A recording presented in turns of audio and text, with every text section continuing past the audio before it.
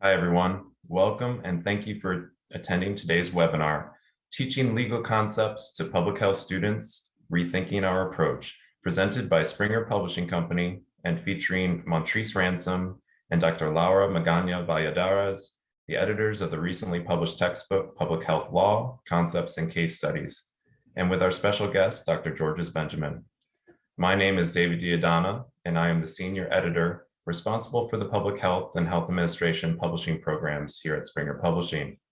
For those who do not know much about Springer Publishing Company, we are an independent publisher known for innovative textbooks, professional references, and clinical products in the fields of nursing, behavioral health sciences, and medicine. Before I introduce the presenters, please note that this webinar will be recorded, disseminated, and posted on our website in case you missed any part of the presentation.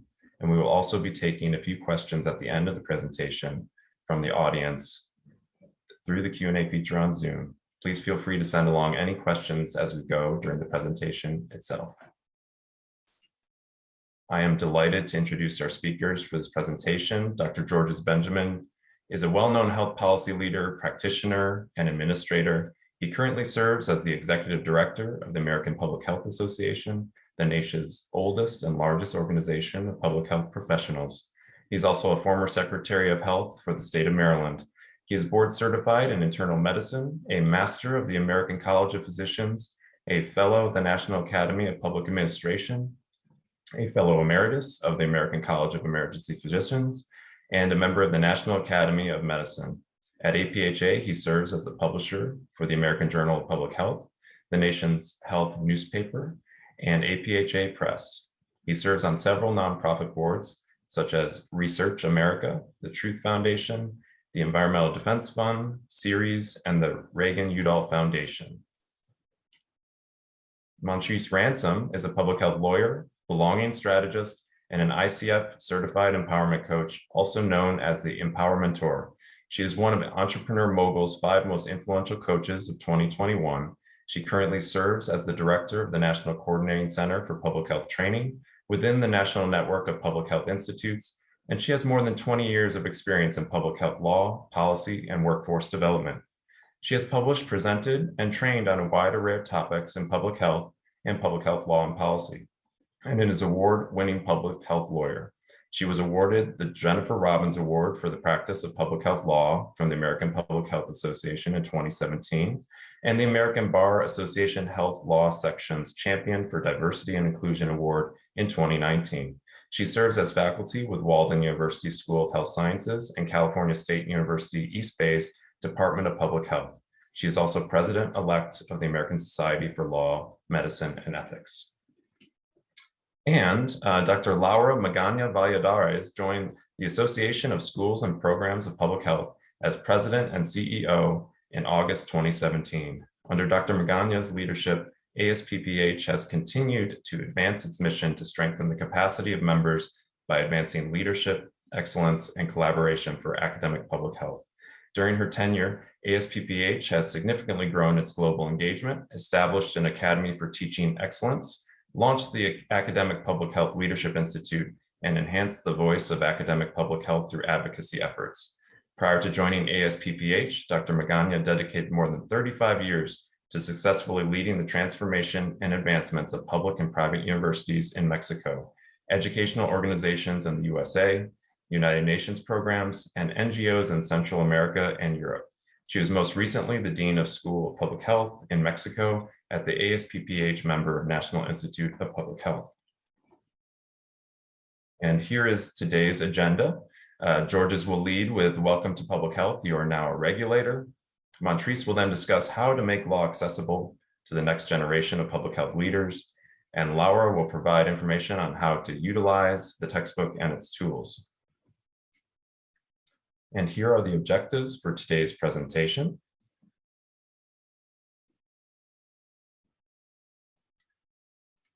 And before we begin, here is our first audience poll. How long have you been teaching a public health or related health professional law and policy course? More than 5 years, 2 to 5 years, 1 to 2 years, less than a year, or you haven't taught a law or policy course? we'll take a moment for those responses.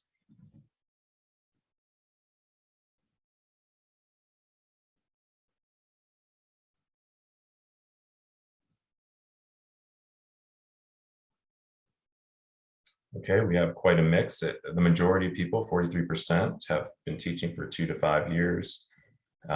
Greater than 5 years, 19%, 1 to 2 years, 10%. And several people haven't taught a law or policy course. But I think this presentation will be good for all of you. And we are excited to have you here.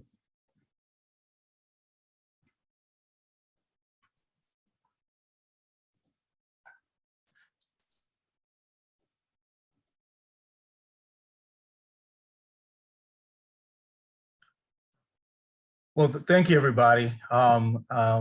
David, and thank you for kicking us off like that. So I want to talk a little bit about my experience very briefly in public health as I transitioned from being a practicing clinician and department chairman to basically a public health practitioner. And as I tell people, I suddenly became one morning a regulator. So, you know, this happens to lots of folks in public health, where one day you're doing one thing and the next day you're in a very different position. We can go to that next slide. This is a District of Columbia General Hospital, where I served for almost 2.5 years as chief of the Department of Ambulatory Care and Community Medicine. As you can imagine, I was a traditional clinician. I'm an internist and an emergency doc. And I had all the duties of a department chairman, managing staff, being in charge of clinical quality. If you go to the next slide, you know, in that job, I had a lot of information and knowledge that I'd acquired in my years of both going to medical school, going to my residency, practicing clinical medicine as a clinician, and being both a section and a department chair in other lives. I knew a lot about how hospital accreditation went. I went, of course, through many Joint Commission accreditations. Of course, I'm professionally licensed, so I knew a lot about licensing boards. And of course, as an ER doc, I knew a lot about emergency medicine and EMS regulations. But my world was very much focused to the actual patient care delivery side of the house and all of the rules that encompass that experience. And then, of course, one day I'm minding my own business and my phone rang, and the person on the other end of the phone was the mayor of the District of Columbia, who said, "Hey, have I got a job for you?" And if we go to the next slide. And that person, I suddenly found myself as the health commissioner for the District of Columbia. In many ways, I saw myself now as the chief health official for the city, the medical director for health for the state. District of Columbia is treated very much as a state under most organizational rubrics. My department was large. It had about $140 million budget. I had 2 nursing homes, 11 or 12 community-based clinics, HIV/AIDS programs, MCH programs. The medical examiner was part of that department, and a range of other programs there, as you can see. And of course, like most people who run public health, I'm now responsible for the 10 essential services that all public health practitioners have to do. I think what makes this job now very, very different, if you go to the next slide, is that I had a whole new range of laws and rules that I had to understand. Not only did I have to understand the healthcare delivery laws and rules, but I really needed to understand my authority as now the chief health official for the city, and now, quote, a new regulator, new job, new legal knowledge. Now I moved from basically overseeing the responsibility for quality for now regulating many of those very institutions that I was involved in and providing oversight. I had to figure out, working with my staff, what my role was. And quite frankly, for many public health people, you suddenly find yourself in the deep end of the pool. And I can tell you, I had never looked at a public health law book. I certainly didn't have that institutional knowledge. Eventually, I left the District of Columbia. I went out and back to practicing clinical medicine. And then, like many of us, found myself in a new job. We can go to the next slide. where I suddenly became for first 4 years, the Deputy Health Secretary, and then 4 years later, the Secretary of Health for the state of Maryland. But in both of those jobs, one of the things I learned very early on in my District of Columbia job was that I really needed to understand very clearly my statutory authority, because the Public Health Authority in Maryland, of course, is very different than the statutory authority in the District of Columbia. The basis of your authorities are the same, but there are certainly enormous nuances to that authority. And quite frankly, when I first became the deputy, one of the first things I did was I met with our attorneys. I got an understanding of the legal framework in which I was going to work. I literally read the Health General Code in Maryland cover to cover. I can't tell you I absorbed it, but I certainly understood what my legal authorities were by reading that. And I understood that I had a very important legal authority. I had enormous police powers. I understood that I needed to partner with my legal team in this new job that I had. And I also understood very clearly, mostly from my DC experience, but also amplified by my experience in the state of Maryland, that law is essential to good policy, and good public health law is essential to good public health outcomes in your community. So I really enjoyed my time there, but I can tell you that one of the things I always encourage people that are going into public health is understand that you truly are the chief health strategist for your community. You're also the chief health cop for your community. Your public health authorities are very, very important. And you need to understand how to appropriately utilize those, both in terms of exact legal authority and also in terms of influence. So with that, let me turn it back over to you, David, for maybe another poll. Great, thank you, Georges, appreciate it. And thanks for sharing your experience. Do you currently teach law as a determinant of health? Is our second poll, yes or no?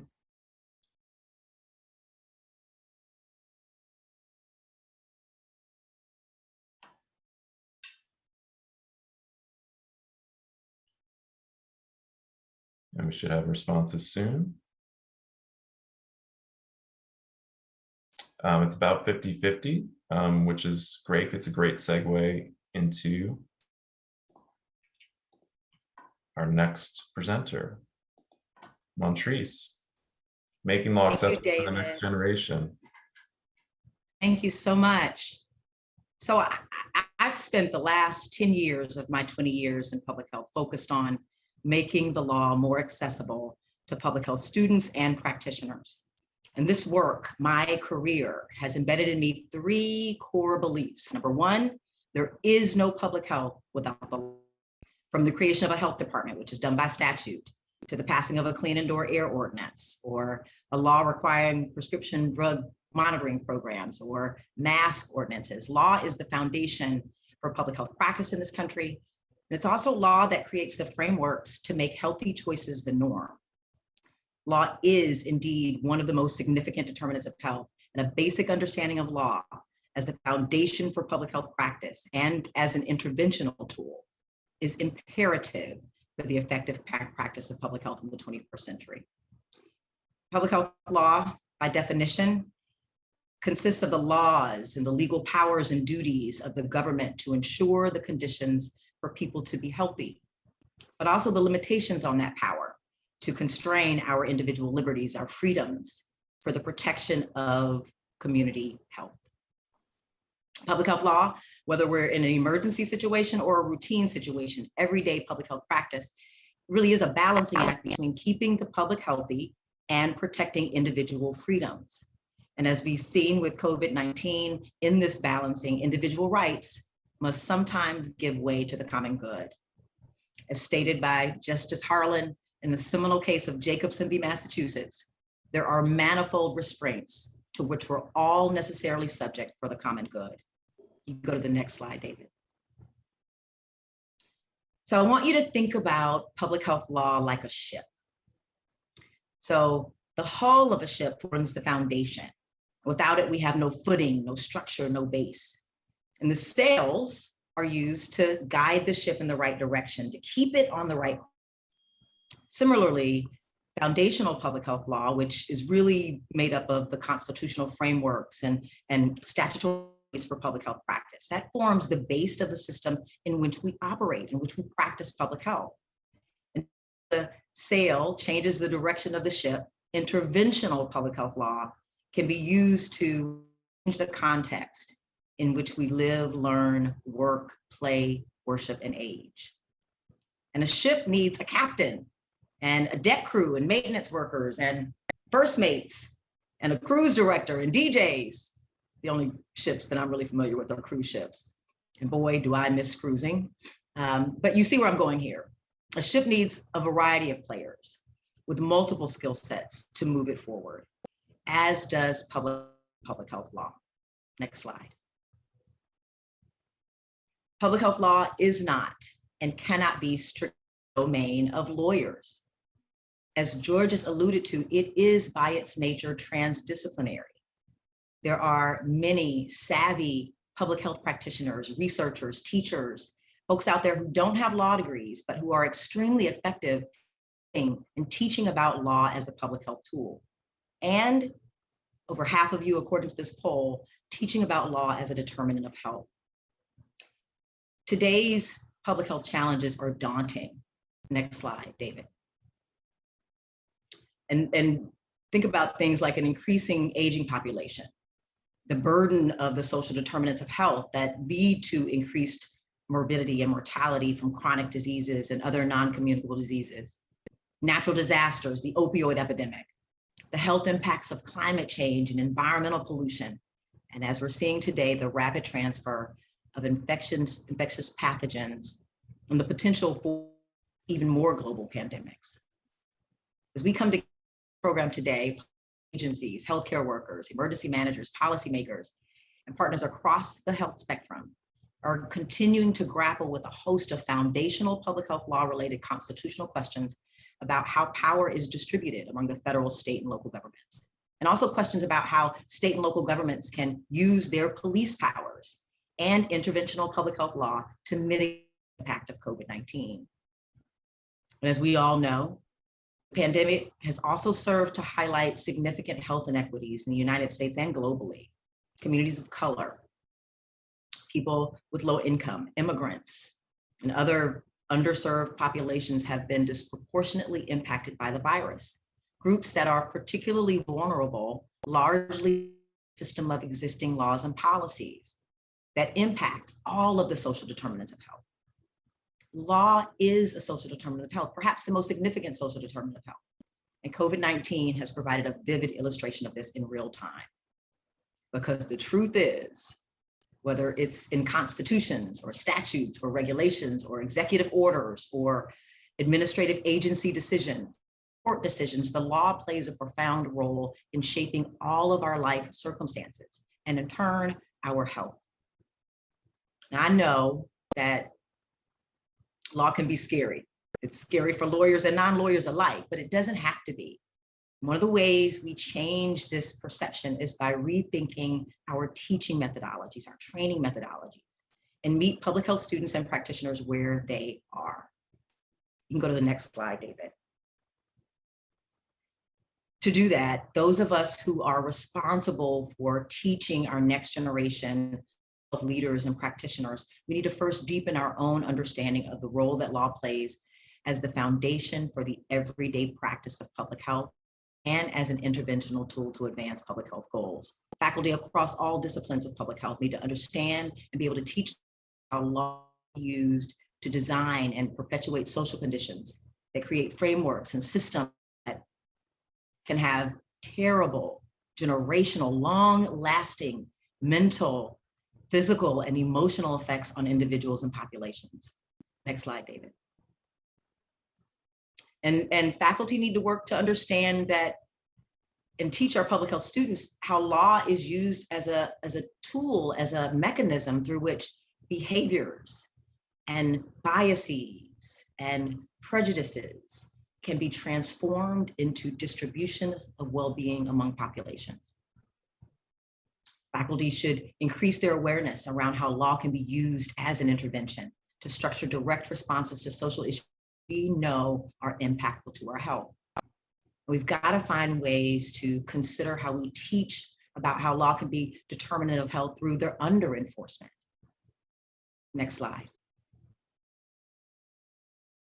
In teaching law to public health students, to non-lawyers, we have to balance this goal of exposing them to basic legal principles while making sure that we're teaching things that are meaningful and relevant to everyday public health practice. We have to make it relevant.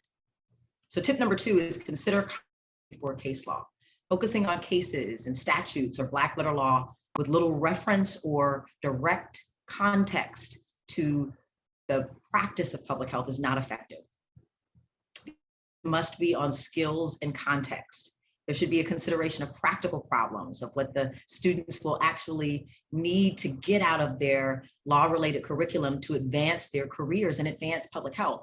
One way to do this is to choose a textbook that focuses on content over case law, content over black letter law. And as Dr. Magana will describe next, that's one of the key features of our textbook, the use of hypothetical case studies to ground legal principles in the practice of public health, to allow students to see how the law is the work they see themselves doing in the future. Next slide.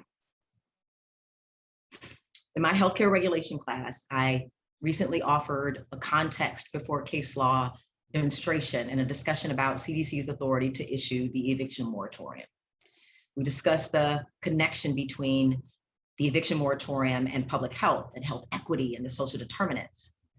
And then we did an in-class debate, but it wasn't until the debate debrief that we turned to an in-depth discussion of the law. It's important that we set the context up before we turn to case law, so they understand how this stuff impacts what they see themselves doing in the future. Next slide. It's also important to limit the lecture when it comes to teaching law to non-law students and focus on active learning. Next slide. So things like role plays, tabletops, debates like the one that I mentioned are awesome alternatives that ed learning by doing, active learning. And this brings me to tip number 3. You can go ahead and go to the next slide, David. Tip number 3 is about putting greater emphasis on problem-based learning. By its strictest definition, you guys may know, but problem-based learning is a student-centered methodology where we meet students where they are, where students are asked to work on a problem, maybe in a group. The problem is generally open-ended. In contrast to the use of more traditional problems, students are presented with relevant material and then asked to apply it to a problem. And problem-based learning, they're presented with basic concepts and then a case study. So concepts and then a case study. The case study should be focused on real or hypothetical work-related problems or issues. And then the students are given a series of questions or issues to resolve, and then resources to guide them to resolving that problem. Problem-based learning is active learning, and it helps students in our future public health workforce improve their teamwork, their critical thinking skills, and also their ability to self-regulate their own learning, all of which is critical for the next generation of the public health workforce. So those are my 3 quick tips for making the law more accessible to public health students and practitioners. As Dr. Magana will describe next, our text is specifically designed with these 3 tips in mind. You can go to the next slide. And although we recognize fully the utility of this textbook across health-related disciplines, our text was designed to be used primarily by undergraduate and graduate schools and programs in public health and for practicing public health professionals. It's designed for the non-law students, and it's competency-based. Another unique feature of the book for which I am most proud has a health equity underpinning, in that each chapter features a call-out box with health equity related principles and theories that are relevant to the chapter's topic. I hope that what we share with you today inspires you to rethink how you teach law-related topics to public health students and inspires you to anchor your own understanding of law as a social determinant of health. Reflecting back to that analogy, if we as the field of public health is to reduce the racial health equity gap, if we're to address the social determinants of health, a transdisciplinary all-on-deck approach is needed. And this means ensuring that current and future generations of the public health workforce are competent in the use of law as a tool, just like surveillance and any other tool in the public health toolbox. And I'm going to turn the mic back to David now, but Dr. Magana will discuss next how you can use our text, Public Health Law Concepts and Case Studies, to do just that. Thanks, Montrese. And here's our third poll. Do you incorporate the CDC's public health law competencies in your teaching? Yes or no? And I'll give a few moments for that, those responses to come in.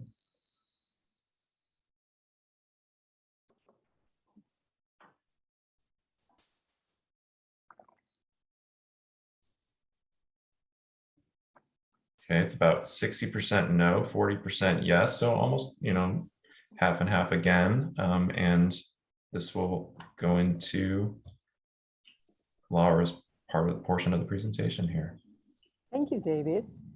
Well, welcome all, and thank you for being here with us. And I think that the result is showing us that maybe after the presentation today, you will start using more let me just close this here. Yeah, thank you.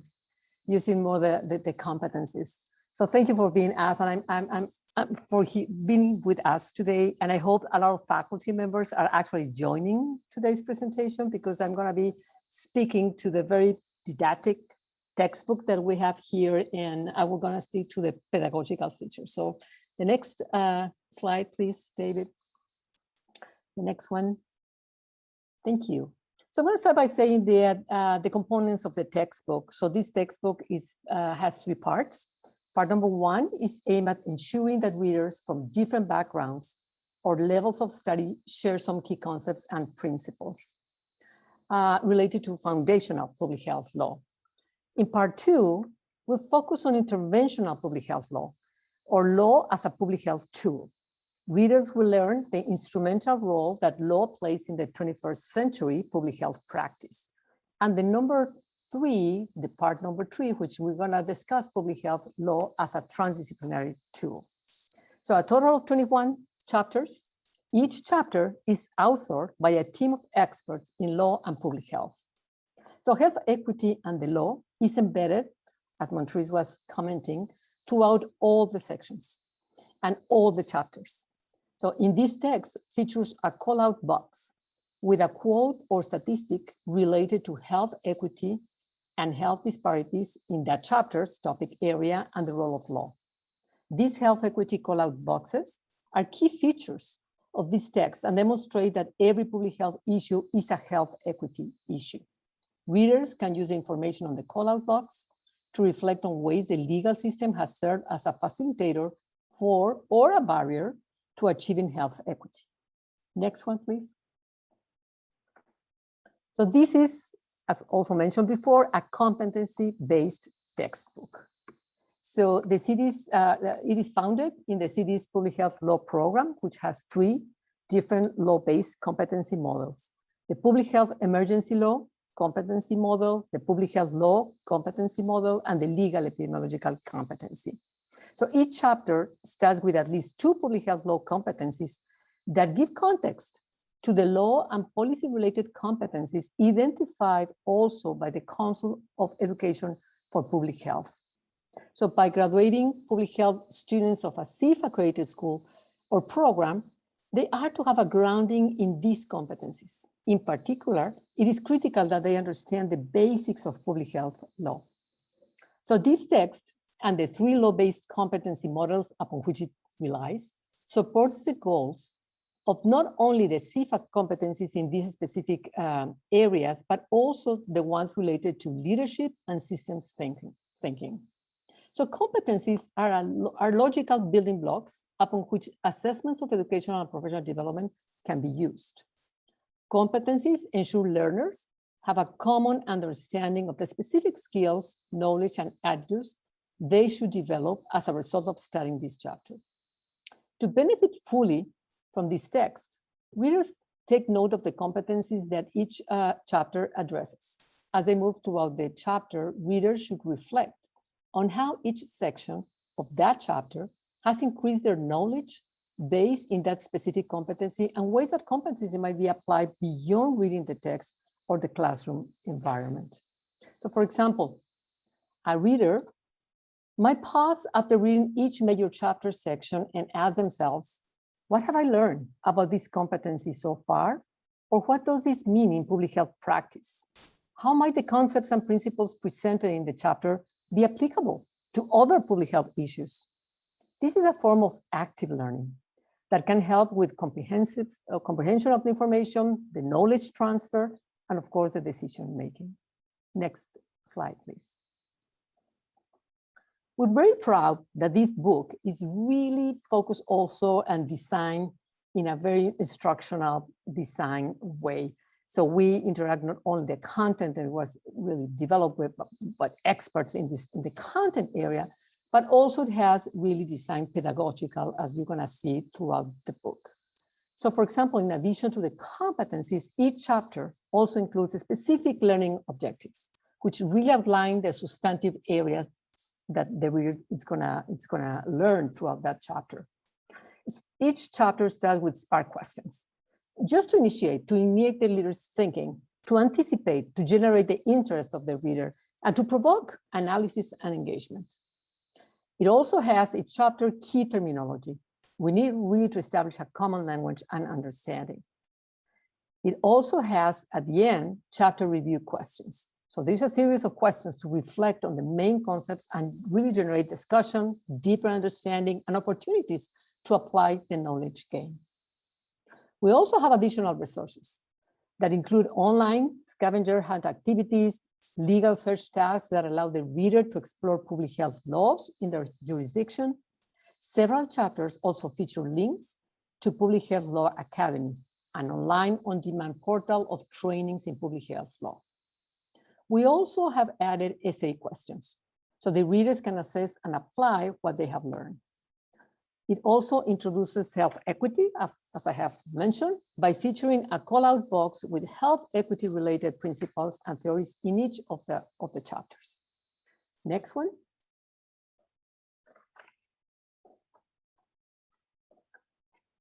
Case studies. Through case studies, this text also brings a practical perspective to how policy-related CIF competencies are implicated and applied in the day-to-day public health practice. When reading the hypothetical case studies, start first with the questions. So each of the 11 chapters, specifically in part number 2, features a case study. Each of these case studies concludes with a number of questions and is followed by text that answers those questions. So to get the most out of these case studies, the reader should start first with the questions, read a case study, and then work to answering the questions in their own words. And lastly, the reader should focus on the explanatory text and compare their thoughts with the author's explanation of the potential legal solutions, frameworks, or approaches. So the case studies in each chapter are really inspired by the traditional law school exam format. They illustrate how law impacts public health practice. They help the students and practitioners learn how to spot potential legal issues. They support the CIF competencies related to leadership and systems thinking. So bring practical perspective to how policy-related CIF competencies are implicated and applied in the day-to-day public health practice. They introduce transdisciplinary and multi-sectoral practice and implementation of public health law, and they contain discussions of law and public health decision-making. In the next slide, we also have, the book also includes resources for the instructors, for all of you, for all the faculty, including test bank, PowerPoint slides, sample syllabus, and a 15-week class plan. It also includes answers to all the Spark questions and chapter review questions of each of the 21 chapters in the book. Specifically in the test bank includes 50 questions for each chapter, and we have included like 15 for multiple choice, 15 true and false, 15 completion, and 5 essay questions. So there are more than enough choice for the instructors. They have answers which are included in each section, and of course, questions also show their level of difficulty.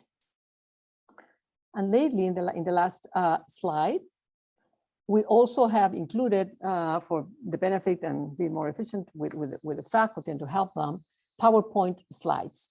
Now, there are 21 PowerPoint files, one per each book chapter. So PowerPoint files are editable. So the instructions can really expand on the topics and really target the topics or the content that they want to use.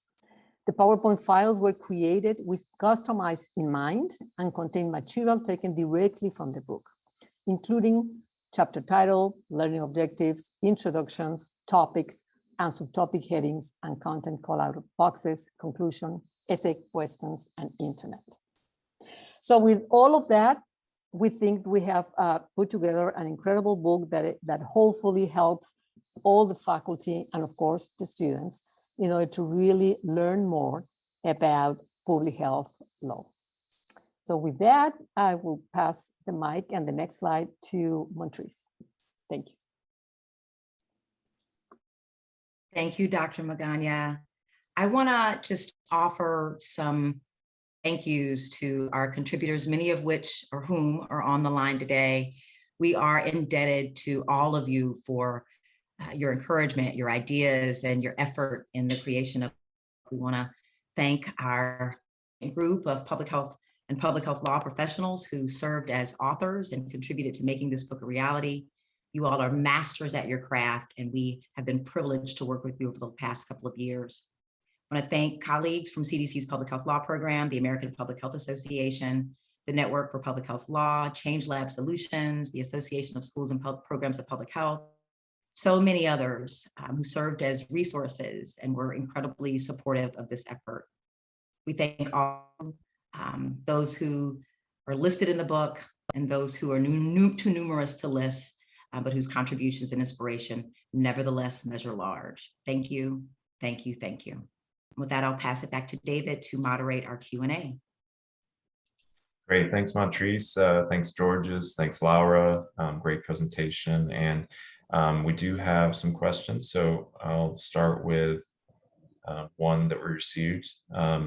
So how can this text align with the Public Health Law Academy tools developed by the CDC's Public Health Law Program and Change Lab Solutions? Montrese, did you want that one? Yeah, I'll take that one. That's a great question. And I'm glad that the Public Health Law Academy was mentioned. So this textbook, at the end of each chapter, features chapter review questions, and including internet activities. And among those internet activities include several of the Public Health Law Academy trainings, which are online, on-demand trainings that can be found at publichealthlawacademy.org. And also, when I think about this idea of making sure faculty really embeds within themselves, particularly non-law trained faculty embeds this knowledge around public health so that they can better teach public health law principles to their students.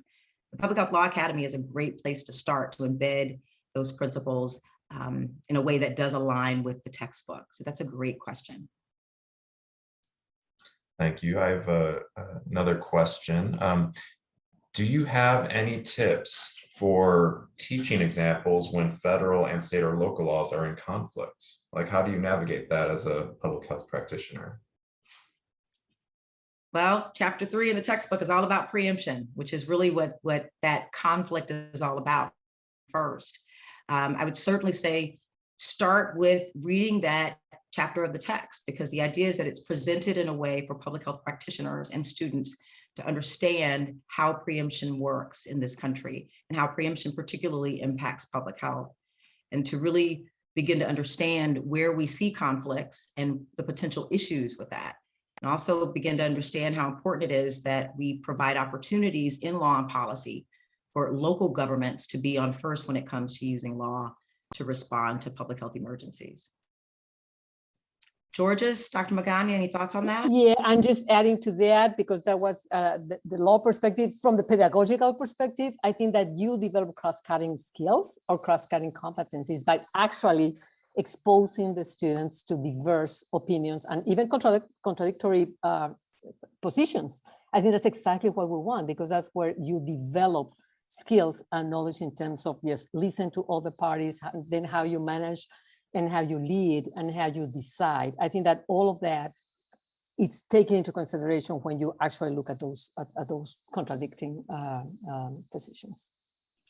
And Yeah, it's a lesson in police powers. It's a lesson in the basics of federalism and our distribution of power across our levels of government. So that's a good place to sort of lean into as well. Yeah. Dr. Benjamin? Yeah, I used to always say, look, you have to decide what you want to do. What is the policy or programmatic goal in which you have? And then you have to look and see how the law aligns with that. And when you find that there's a conflict, then you need to figure out how to achieve your goal, your policy goal, in the context of the law. You always want to follow the law, but you're right. Very commonly, these things are in conflict, but more often they're not. And more often there is a way in which they can be harmonized. Now, in most cases, federal law trumps state law because public health tends to be regulated at the local level.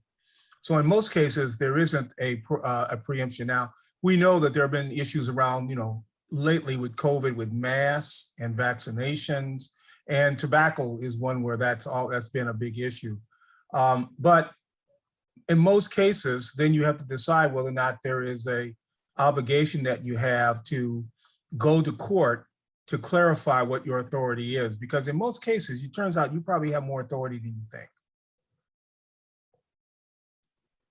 Well, until recently, as we're seeing states try to reduce the authority for state and local public health officials. So that's definitely a conversation that needs to be had. Thank you, guys. Another question, because we do have attendees that aren't necessarily from public health. Could this textbook be used in related health professional disciplines, such as nursing or other audiences, related to public health? I mean, I hope so. I mean, I think Dr. Benjamin is a great example. Dr. Benjamin, did you imagine you'd be working in public health when you were in medical school? No, and as many of you know, I have never, other than the courses I had in medical school, I'm one of those few national public health figures, quite frankly, has no professional training in public health. I had to learn on the fly. And I got to tell you that's why I rely on my colleagues who are in public health law and experts in the field, just like any medical manager would have to do. I would add to that definitely that we think that this is very useful for the other health professionals, because more and more we rely more in the interprofessional approach to any issue that we're dealing right now, any challenge that we're dealing right now in terms of well-being and health. It really requires an interprofessional perspective, meaning that it's not just the public health, it's not just the medical, it's not just the nurses. We all need to work together towards approaching and solving. So, and because this book really relates a lot and really encourage a lot, looking at all the cases and all the resources through a team-based perspective, I think this is really even key to have in the team, to solve that problem, to solve that case study, to solve those exercises, a multidisciplinary and interprofessional team of students that can really work. So I think the textbook is great for the interprofessional initiatives that actually are going on right now in most of our universities around the country, because that's exactly what we want. We want a team that can really look at different aspects of what's going on and really resolve. So yes, it is useful for them and for an interprofessional approach too. Thank you. Another question from attendee: for a novice teacher of this topic, do you provide helpful messages to relay to the students after they complete their case studies? Not exactly sure how to answer that, but Montrese, maybe you can give it a whirl. I don't know that we do that, but what we do with the case studies is the case studies are presented. Again, this problem-based learning format. So the case studies are presented, and then there's associated questions. And then following those questions are texts that really respond to the meat of what they're getting at. So I think that taken together, the text that follows each of the case studies provides that sort of practice-based perspective on how that element of the law is relevant that case study. And just to kind of piggyback on the previous question, there's at least one case study in the book where we've identified one of the characters in the hypo is a public health nurse. So we did anticipate other disciplines using this book, and we wanted to make sure that they saw themselves in the book as well. Dr. Magana, Dr. Benjamin, any thoughts on the use of the case studies? I just want to add that when we thought about the instructional design of the text, we were thinking that most of us, I'm a faculty from a public health university since many years, and I don't have a formal law training, right, in law. So for most of us that really we know and understand the importance of law in public health, we think that we really need more resources, right, to help us all as faculty in order to really implement all these concepts. So that's why I think in the book, we really go really beyond a normal textbook in terms of giving a lot of resources for the faculty, because we understand where we are at right now.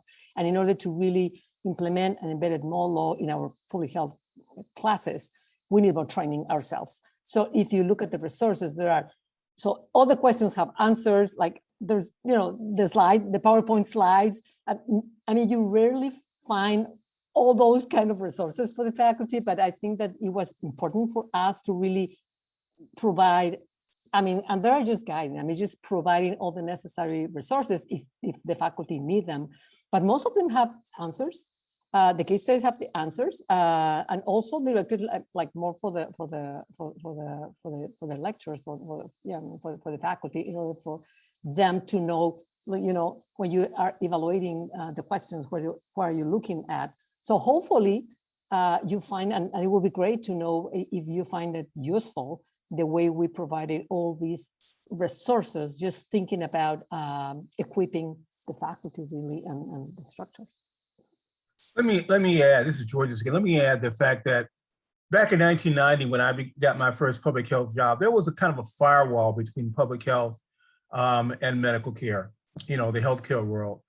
And I got to tell you that COVID has demonstrated that that firewall does not really exist. Public health is the health of the public. And so anyone who finds themselves in any kind of management job, whether you're in a hospital setting, healthcare systems operation, you're running a community clinic, public health law is going to pertain to you. And I would argue that this book has relevance far beyond those people that are practicing in governmental public health. I think anyone that has any sense that they're going to be in a policy job or a senior program job, this book, particularly those case studies, will be very, very helpful for them as they're seeing how they fit within this very fluid system that we have. And again, COVID is the excellent example where there are many people on the healthcare side of the equation who are very much involved in policy development at a variety of ways. And quite frankly, most of the senior people in public health got that phone call that I got from some elected leaders saying, have I got a job for you? So having that baseline knowledge is going to be very important. Thank you, everyone. There's another question. Can you share common misunderstandings or mistakes that are often made by professors on this topic? I don't know if there is common ones, but is there something that maybe we can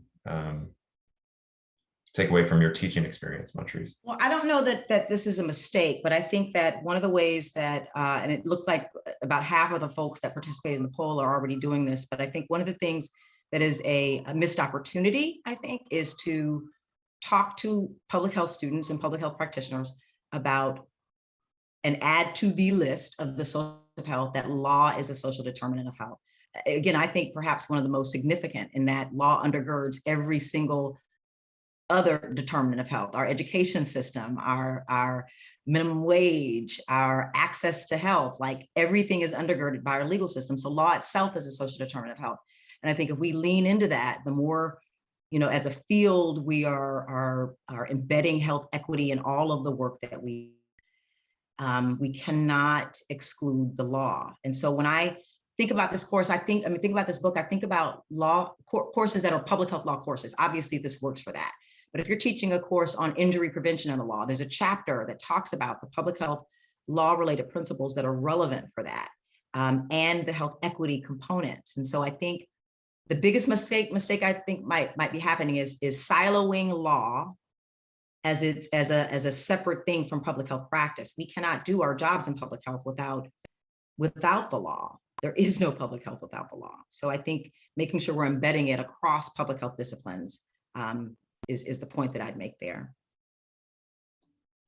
Thank you. Another question.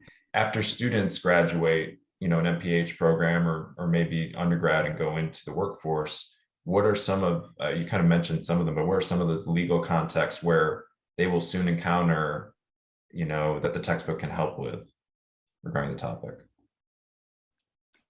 Really depends on the role they take.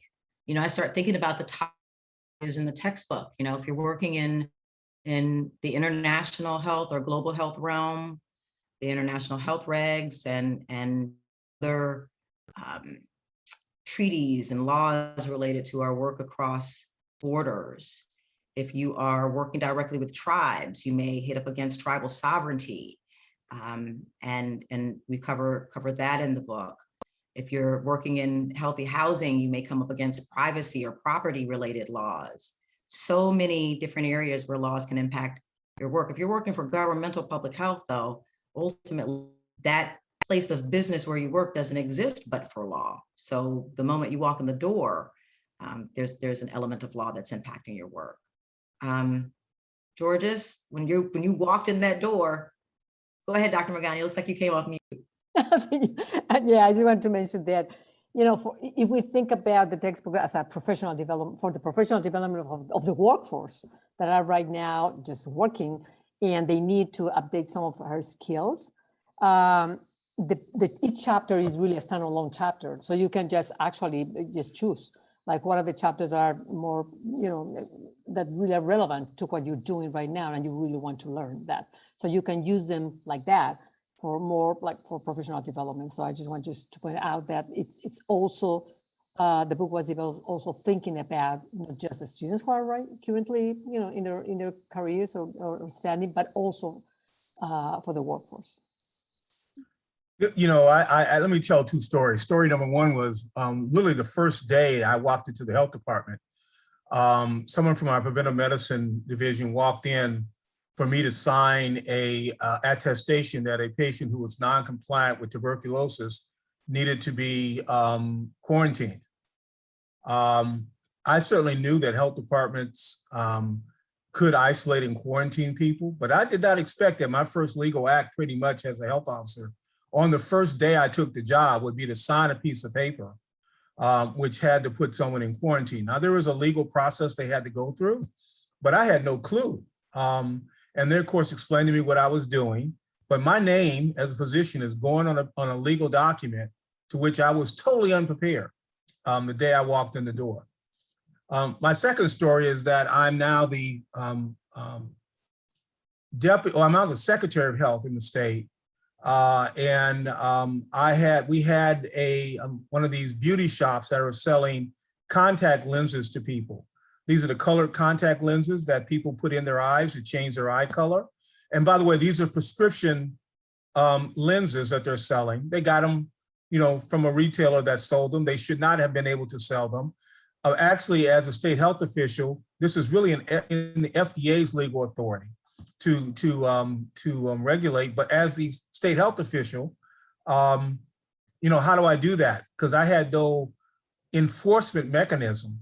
But under our statute, I certainly had the legal authority to enforce the safety of the public. So I was able to send them a letter telling them to cease and desist. Our lawyers looked at that.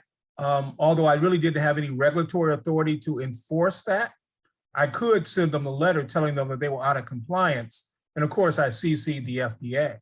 So there's a whole range of legal authorities that you have, but this was an exact situation that my lawyers and I had sat down to talk about. What do you do when you don't have the exact enforcement authority, but you do have the legal authority to bring the law to the attention of someone who is breaking the law? And by the way, they stopped selling them at least for a while. Great stories. Thanks, Georges, for sharing your experiences. There are a couple questions on the instructor resources, which I'll answer for Springer Publishing. You can get instructor resources and review them before making a decision for your textbook and your course. And they are not open access. Qualified instructors can get access to them if they're reviewing for a course. And students do not have access to the test bank. That's for the instructors to deploy in their courses. And with that, I think we have all the Q&A wrapped up. So I'll move on. And that's all we have for today. Here's some information David, about you're breaking up. Oh, I'm sorry.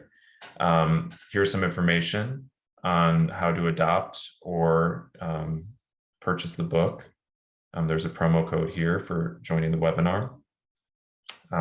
So we hope you enjoyed it. Please visit us at www.springerpub.com/ransom for more information about the textbook, or feel free to send us questions or comments through email. And that's all. Thank you so much for everyone. And thank you to our presenters for giving us some information and tidbits, not only about the book, but just about experiences in public health and using law in public health as a tool and resource. Thanks, Montrese. Thanks, Laura. Thanks, Georges. Really appreciate it. Thank you, David and Springer. All right, take care. Be safe and be well.